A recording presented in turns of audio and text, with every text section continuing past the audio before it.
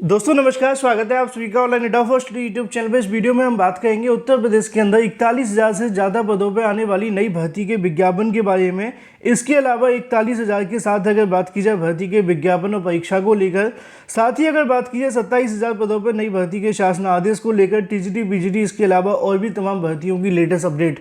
तो वीडियो को लाइक कर दें, साथ ही शेयर कर दें और चैनल को सब्सक्राइब कर लें, जिससे कि जानकारी आप सभी को ऑनलाइन डेटा फर्स्ट चैनल के माध्यम से मिलती रहे। तो चलिए दोस्तों वीडियो शुरू करते हैं। ज़्यादा जानकारी के लिए हमारे परीक्षा सिटी यूट्यूब चैनल, इसके अलावा टेलीग्राम चैनल को आप ज्वाइन कर सकते हैं। लिंक आपको वीडियो की डिस्क्रिप्शन में दिए गए हैं, क्योंकि बहुत सारी जानकारी आप सभी को वहां से भी दी जाती हैं।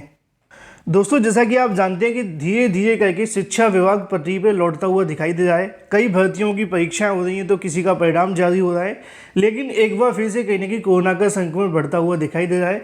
पिछले 2 से 3 दिनों से लगातार इसको लेकर जानकारियाँ निकल कर आती हैं और ये जानकारी शिक्षा विभाग के लिए काफ़ी महत्वपूर्ण भी होती है, जैसा कि मैं आप सभी को बताता हूँ। नीचे लिखा हुआ कि कोरोना के नए मामले की अगर बात की जाए तो 6 दिनों के अंदर 2 गुने से ज़्यादा उछाल देखने के लिए मिला है। 6 दिन पहले मतलब कि 6 जून की बात की जाए तो आंकड़े लगभग 3,651 के समथिंग थे, लेकिन जब बात आती है 11 जून को तो 8,582 देखने के लिए मिले हैं। चिंता यह है कि गुरुग्राम गाजियाबाद में भी तेजी से बढ़ते हुए दिखाई दे रहे हैं, मतलब दिल्ली के साथ उत्तर प्रदेश के अंदर भी कोरोना संक्रमण बढ़ता हुआ दिखाई दे रहा है। नीचे आप सभी के सामने आंकड़े और भी बहुत सारे लिखे हुए हैं, लेकिन फिलहाल अगर बात की जाए, विशेषज्ञों का मानना है कि अभी संक्रमण के मामले में बढ़ोतरी हो सकती है, लेकिन किसी प्रकार की लहर का भी खतरा नहीं है। संक्रमण के जो नए मामले सामने आए वह ओमिक्रॉन या फिर उसके उप प्रकार के हैं। अभी कोई नई वेरिएंट यहाँ से देखने के लिए नहीं मिली है और ना ही इसकी जो पुष्टि की गई है, इसलिए चिंता की बात नहीं है। लेकिन लगातार बढ़ते हुए मामले इस बात की ओर इशारा करते हैं कि अभी भी आपको सावधानी बरतने की थोड़ी आवश्यकता है, क्योंकि आप जानते हैं कि सरकार की तरफ से तो लॉकडाउन लगा दिया जाता है। नुकसान आम आदमी, छात्र, इसके अलावा गरीबों को ही देखने के लिए मिलता है। कल 22 जून को ही लखनऊ के अंदर पीसीएस परीक्षा के अंदर यहाँ पे जानकारी देखने के लिए मिलती है कि 43% अभ्यर्थियों ने लखनऊ में छोड़ दी पीसीएस परीक्षा। नीचे लिखा हुआ है कि पीसीएस अगर बात की जाए तो 118 केंद्रों पे देखने के लिए मिली थी। करंट अफेयर के सवालों ने प्रतिभागियों को राहत दी। कितने ऐसे अभ्यर्थी जो कल की तारीख में पीसीएस परीक्षा दे गए हैं, कमेंट करके बताएं आपका कितना स्कोर है, इसके बारे में भी जानकारी दें। हालांकि अगर बात की जाए प्रयागराज के अंदर दंगों को लेकर अभ्यर्थी थोड़े चिंतित थे, लेकिन सरकार की ओर से इसको लेकर पूरी तैयारियां कर ली गई थी और फिलहाल इस प्रकार की कोई समस्या का सामना भी नहीं करना पड़ा। लेकिन बावजूद इसके लखनऊ के अंदर लगभग 43% अभ्यर्थी ने परीक्षा को छोड़ दिया। प्रदेश से जुड़े सवाल भी यहाँ पे देखने के लिए मिले कि उत्तर प्रदेश में कौन सा वन्यजीव अभियान 1975 में स्थापित हुआ था। उत्तर प्रदेश वित्तीय बजट की अगर बात की 2021 के बारे में सवाल देखने के लिए मिला। एक जिला एक उत्पाद से जुड़ा प्रश्न भी देखने के लिए मिला। गाजियाबाद, कानपुर, लखनऊ, आगरा की जनसंख्या के बारे में जानकारी मांगी गई। उत्तर प्रदेश दिवस कब होता है और भी तमाम जानकारी। इसके अलावा सबसे ज़्यादा पूछा जाने वाला क्वेश्चन, दुधवा राष्ट्रीय उद्यान किस जिले में है, क्योंकि उत्तर प्रदेश में सबसे ज़्यादा पूछा जाता है। ओवरऑल पेपर की अगर बात की जाए तो कुछ छात्रों का ऐसा मानना था कि पेपर टफ रहा, कुछ छात्रों का मानना था कि पेपर पिछले साल के मुताबिक थोड़ा सरल देखने के लिए मिला। अलग अलग अभ्यर्थियों का अलग अलग तैयारी करने का लेवल होता है, उसके आधार पे हम इस बात को नहीं कह सकते कि पेपर टफ था कि इजी था, लेकिन हम कह सकते हैं कि मॉडरेट टू टफ देखने के लिए मिला था। इस बार की कट ऑफ को लेकर अगर बात की जाए तो पिछले के मुकाबले कम जाने की संभावना बताई जा रही है। बाकी पीसीएस के अंदर थोड़ी पदों की संख्या भी बढ़ी है। आवेदन करने वाले 6 लाख से ज़्यादा थे, लेकिन आप जानते हैं कि लगभग 40% के आसपास अभ्यर्थी परीक्षा देने ही नहीं जाएंगे, तो 40% तो वैसे ही यहाँ से बाहर हो जाते हैं। लेकिन वही दूसरी तरफ बात की जाए अपनी अगली अपडेट के बारे में, जो कि संबंधित है उत्तर प्रदेश के अंदर खुशखबरी को लेकर। कल देर रात को वीडियो बनाते हुए मैंने आप सभी को एक जानकारी दी थी कि उत्तर प्रदेश के अंदर 37,000 से ज़्यादा पदों पर नई भर्ती आने वाली है। उसी वीडियो में मैंने आप सभी को दावा किया था कि मैं पहले आपको जानकारी दूंगा, कल परसों आप सभी को समाचार पत्रों में मिल जाएगी।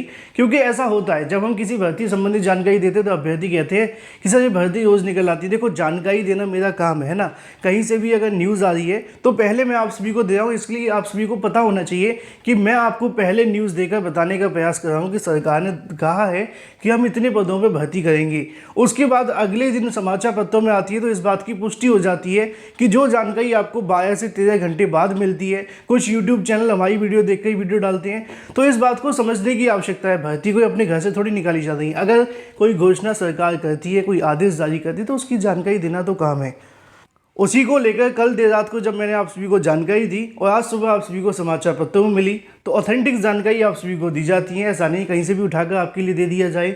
यहाँ पे लिखा हुआ है कि पुलिस विभाग के अंदर 40,000 से ज़्यादा पदों पर आपको जो भर्तियाँ वो देखने के लिए मिलेंगी। अपर मुख्य सचिव गृह अवनीश कुमार अवस्थी ने बताया कि पुलिस विभाग के अंदर लगभग 40,000 और पदों पर चयन की प्रक्रिया चल रही है। इसमें से रेडियो शाखा की अगर बात की जाए तो 2,430 पदों पर चयन की लिखित परीक्षा जल्दी आयोजित की जाएगी। उन्होंने बताया कि कांस्टेबल एवं इसके समकक्ष लगभग 27,000 भर्ती को लेकर भी यहाँ से जो मंजूरी है वो दे दी गई है। इसके अलावा 8,540 1582 पदों पर भर्ती आपको देखने के लिए मिलेगी। इसी के अनुसार उन्होंने दावा किया कि 100 दिनों में 10,000 भर्ती का जो लक्ष्य सरकार के माध्यम से दिया गया था उसको पूरा कर लिया गया है और आगामी समय के अंदर लगभग 40,000 पदों पर और आपको जो भर्तियाँ वो देखने के लिए मिलेंगी। और यही तो जानकारी मैंने आप सभी को देर रात को आकर दी थी कि भाई सरकार के माध्यम से बताया गया है कि लगभग 27,000 पदों पर नागरिक पुलिस की भर्ती होगी, 693 कंप्यूटर ऑपरेटर की भर्ती होगी, आरक्षी पीएससी की 8,540 पद होंगे और जेल वार्डर के लगभग 1,582 पद होंगे।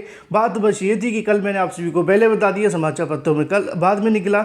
अब भर्तियों के विज्ञापन को लेकर आप जानते हैं कि प्रदेश के अंदर जो भी भर्ती आई उसकी जानकारी आप सभी के सामने रखी जा रही है। हालांकि कई भर्तियों को लेकर अभ्यर्थी इंतजार कर रहे हैं। अगर सरकार सभी भर्तियों को लेकर यहाँ से जो आदेश है वो जारी कर दे तो हज़ारों छात्रों को बेनिफिट मिल सकता है, क्योंकि जब भी किसी नई भर्ती की बात आती है तो अभ्यर्थियों के माध्यम से लगातार प्राथमिक शिक्षक भर्ती को लेकर ही बात की जाती है, क्योंकि 41,000 पदों पे जो भर्ती होने वाली है पुलिस विभाग के अंदर होगी और 27,000 पदों पे भी नागरिक पुलिस की जो भर्ती है वो आने वाली है, जिसको लेकर कल की तारीख में शासन आदेश तो जारी किया गया है। सरकार ने यह भी बताया कि पुलिस भर्ती प्रोन्नत बोर्ड को इन सभी लगभग 40 से 41,000 पदों के जो अध्याचन है पुलिस भर्ती प्रोन्नत बोर्ड को दे दिए गए हैं, जिसमें 27,000 भर्ती को भी यहाँ से मंजूरी मिल गई है।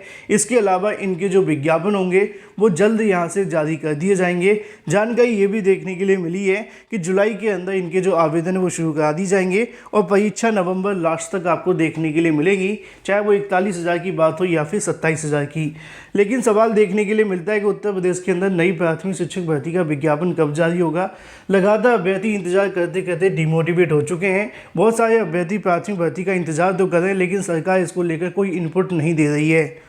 हालांकि शासन प्रशासन की ओर से लगातार रिक्त पदों की जानकारी मांगी जा रही है। मैंने अपने कई वीडियोस के माध्यम से आप सभी को जानकारी पहले भी दी थी कि नई प्राथमिक शिक्षक भर्ती को लेकर जून में बहुत सारी मीटिंगें देखने के लिए मिलेंगी। सरकार तमाम रिक्त पदों की और इसके अलावा शिक्षकों की जानकारी को मांगेगी। सारी जानकारी उपलब्ध हो जाने के बाद में शासन प्रशासन की ओर से जून के अंत तक भर्तियों को लेकर जो जानकारी वो आप सभी के सामने स्पष्ट होगी कि प्रदेश के अंदर कितने वर्तमान में पद खाली हैं, कितने पदों पर शिक्षक भर्तियां हो सकती हैं, शिक्षा मित्र कितने, छात्र कितने और नए छात्रों की कितने यहाँ से जो एडमिशन है वो हुए हैं। इन तमाम डाटाओं को ध्यान में रखकर ही नई प्राथमिक शिक्षक भर्ती के विज्ञापन का रास्ता खुलेगा। तो उसके लिए आपको जून महीने तक तो इंतजार करना ही पड़ेगा। जून महीने में आप सभी को 100% क्लियर हो जाएगा कि नई भर्ती का विज्ञापन कब आने वाला है, कितने पदों पर आने वाला है। और हाल ही में जो छात्र शिक्षक अनुपात को लेकर डाटा मांगा जा रहा है, अगर ये डाटा सरकार के पास पहुंच जाता है तो उसके बाद सारे के सारे सवालों के जवाब आप सभी के सामने होंगे। तो प्राथमिक भर्ती को लेकर इंतजार करने वाले अभ्यर्थी थोड़ा मोटिवेटेड रहें, क्योंकि इंतजार तो टीजीटी पीजीटी वाले अभ्यर्थी भी कर रहे थे।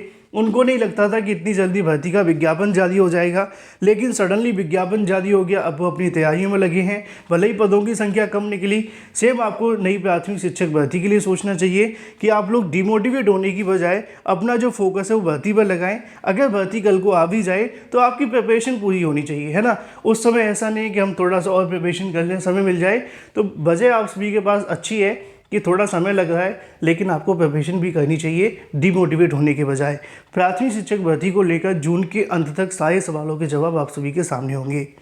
लेकिन वही दूसरी तरफ बात की जाए उत्तर प्रदेश में नई टीजीटी पीजीटी भर्ती को लेकर, टीजीटी पीजीटी भर्ती का विज्ञापन जारी होते ही विवादों में फंसा हुआ है। कभी इस भर्ती को लेकर पदों की संख्या के बारे में अभ्यर्थी नाराज होते हैं, तो कभी टीजीटी पीजीटी भर्ती के अंदर योग्यता को लेकर विवाद खड़े हो जाते हैं। उसी को लेकर दोस्तों यहाँ पे आप सभी को देखने के लिए मिलेगा कि जीव विज्ञान की अहाता का जो विवाद है बढ़ गया है। अगर बात की जाए टीजीटी को लेकर 3 विषयों की शैक्षिक अहाता शामिल किए जाने की मांग की गई है। उत्तर प्रदेश माध्यमिक शिक्षा सेवा चयन बोर्ड टीजीटी पीजीटी भर्ती एक बार फिर से फंसती हुई दिखाई दे रही है। नया विज्ञापन जारी हो जाने के बाद टीजीटी जीव विज्ञान की शैक्षिक अर्हता को लेकर विवाद बढ़ता हुआ दिखाई दे रहा है। चयन बोर्ड ने यहां से भर्ती के लिए जंतु विज्ञान, वनस्पति विज्ञान अर्हता रखी है, जबकि अभ्यर्थियों की मांग है कि यहाँ पे औद्योगिक सूक्ष्म जीव विज्ञान और बायोटेक्नोलॉजी और लाइफ साइंस के विषय को भी यहाँ पे शैक्षिक योग्यता में शामिल किया जाए। प्रतियोगी छात्रों ने मांग की है कि टीजीटी पीजीटी 2021 में ये मांग उठाई थी, लेकिन चयन बोर्ड ने कई बार पत्र भी लिखे थे, लेकिन अभ्यर्थियों को राहत नहीं मिली। चयन बोर्ड ने 8 जून 2022 को यहाँ से विज्ञापन जारी किया। 50 पद शामिल भी किए गए, लेकिन अभ्यर्थियों का कहना है कि प्रदेश में तकरीबन 3 लाख छात्र ऐसे हैं जिन्होंने जीव विज्ञान के उप विषय में अगर बात की जाए तो सूक्ष्म जीव विज्ञान, इसके अलावा बायोटेक्निकल या फिर अगर बात की जाए लाइफ साइंस को यहाँ से डिग्री हासिल कर रखी है। प्रदेश सरकार से इन पाठ्यक्रम को मान्यता मिल गई है। अगर इन विषयों के लिए अभ्यर्थियों को नौकरी नहीं दी गई तो इन्हें बंद कर देना चाहिए। प्रतियोगी छात्रों की तरफ से इस मुद्दे को लेकर मांग की गई है कि माध्यमिक शिक्षा सेवा चयन बोर्ड के माध्यम से टीजीटी पीजीटी भर्ती के अंदर योग्यता को जो है बदला जाए। वीडियो को लाइक कर दें, साथ ही शेयर कर दें और चैनल को सब्सक्राइब कर लें।